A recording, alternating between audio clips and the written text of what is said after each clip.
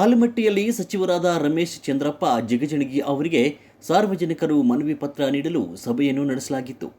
ಆಲಮಟ್ಟಿಯ railway ನಿಲ್ದಾಣದ under pass ಹಾಗೂ ಅರಳದಿನ್ನಿ ಸ್ಮಶಾನಕ್ಕೆ ಸ್ಥಳ ನೀಡಬೇಕು.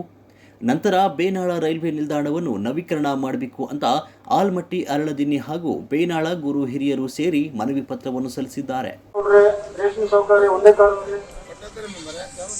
ನಾನು ಯಾವ ರೀತಿ ಆಲಮಟ್ಟಿಯಲ್ಲಿ ಈ ಅಂಡರ್ ಪಾಸ್ ಒಂದು ದಾರಿಗಾಗಿ ನಾವು ಹೋರಾಟ ಮಾಡಲಿಕ್ಕೆ ಅದೇ ಕ್ಷಣದಿಂದ ಸತತವಾಗಿ 4-5 ವರ್ಷಗಳಿಂದ Benal railway station platform improvement ಮಾಡಬೇಕು, ಅದು ನವೀಕರಣಗೊಳ್ಳಬೇಕು.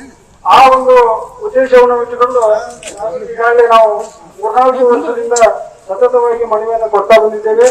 ಅದು ಅವರು ಹಲವಾರು ಸಲ ಸಾಹೇಬರಿಗೆ ನಮ್ಮ ಎದುರಿಗೆನ ಅವ್ರಿಗೆ ಫೋನ್ನಲ್ಲಿ ಸಿಕ್ಕಾಪಟ್ಟೆ ಬೈದು ನೀವು ಯಾವಾಗ ಮಾಡ್ತೀರಿ ಆ ಕೆಲಸ, ಎಷ್ಟು ದಿವಸ ಆಯ್ತು, ನಾವು ಏನ್ ಉತ್ತರ ಕೊಡ್ಬೇಕು ಗ್ರಾಮಸ್ಥರಿಗೆ ಅಂತ ಹೇಳಿ ಅವರು ಮಾತನಾಡಿದ್ರು ಕೂಡ ನಾವು ಇನ್ನೂ ತನಕ ಅದು ರೆಕಾರ್ಡ್ ಮಾಡಿ ಇಟ್ಕೊಂಡಿದ್ದೇವೆ.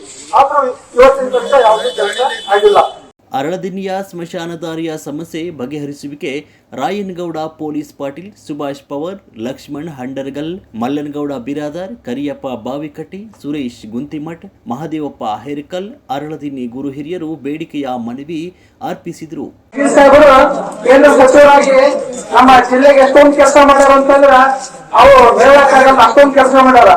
ಆದ್ರೆ ಯಾವತ್ತೂ ಕೂಡ ಜಿಗಿನ್ ಸಾಹೇಬ್ರ ನಾ ಕೆಲಸ ಮಾಡಿನ ಅಂತ ಯಾವತ್ತೂ ಹೇಳ್ಕೊಂಡಿಲ್ಲ. ಅದು ನಮ್ಮ ಜಿಲ್ಲೆ ಹೆಮ್ಮೆ ವಿಷಯ. ಅದು ಮಾನ್ಯ ರಮೇಶ್ ಜಿಗಿನ್ ಸಾಹೇಬ್ರಿಗೆ ನಮ್ಮ ಭಾರತ ದೇಶ ಅವರಿಂದ ಒಂದು ಮಾಲಾರ್ಪಣೆ ಮಾಡ್ತಾ ಇದ್ದಾರೆ. ನಾವೆಲ್ಲರೂ ಸಹಕರಿಸಬೇಕು. ಈ ನಮ್ಮ ದೇಶದೊಳಗ ಅತ್ಯಂತ ಒಳ್ಳೆಯ ಕೌನ್ಸಿಲರ್ ಯಾರಿದ್ರೆ ನಮ್ಮ ರಮೇಶ್ ಜಿಗಿನ್ ಸಾಹೇಬ್ರ ಅಂತ ಹೇಳಕ್ ನಾ ಇಷ್ಟಪಡ್ತೀನಿ. ನೋಡ್ರಿ